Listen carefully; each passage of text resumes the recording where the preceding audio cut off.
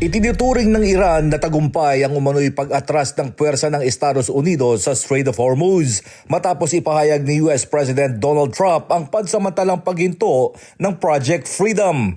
Sa kanyang Truth Social post, sinabi ni Trump na ang paghinto ng operasyon ay bunsod ng pag-usad ng negosasyon ng US kasama ang Iran. Ayon sa Iranian state media, nagpapakita umano ito ng pag-urong ni Trump matapos mabigong ganap na maibalik ang malayang paglalayag sa mahalagang daluyan ng langis sa buong mundo.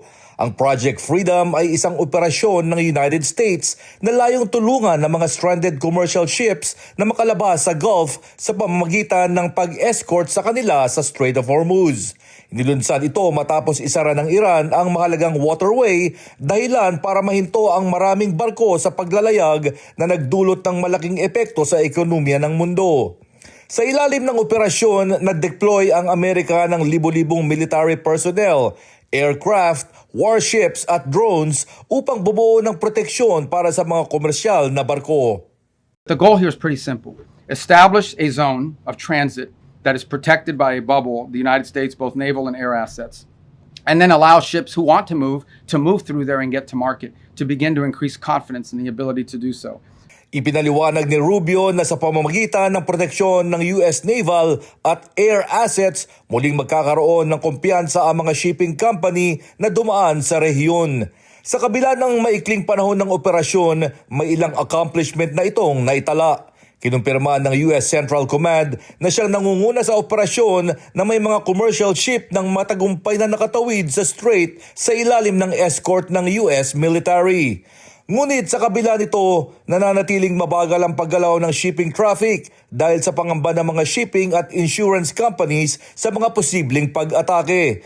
Binigyan din naman ni Rubio na hindi isang offensive operation ang Project Freedom. What's really important for you to report and for everyone to understand is this is not an offensive operation. This is a defensive operation. And what that means is very simple. There's no shooting unless we're shot at first. Okay? We're not attacking them. But if they're attacking us or they're attacking a ship, you need to respond to that. Ayon kay Trump, ang desisyong pansamantalang ihinto ang Project Freedom ay ginawa matapos ang pakiusap ng Pakistan at iba pang mga bansa na kumikilos bilang tagapamagitan sa negosasyon sa pagitan ng US at Iran. Tinawag naman ni Pakistan Prime Minister Shehbaz Sharif na isang mahalagang hakbang ang pag-pause ng operation at umaasang magiging daan ito sa pangmatagalang kasunduan. Nauna nang nagbabala ang Iran laban sa hakbang ng US na makialam sa Strait of Hormuz. Ayon sa mga opisyal ng Iran, sila lamang ang may kontrol sa seguridad ng daluyan at posibleng targetin ng anumang foreign force na susubok makialam.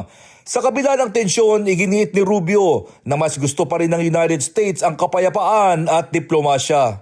The president, our president, has proven time and again that his preference is peace.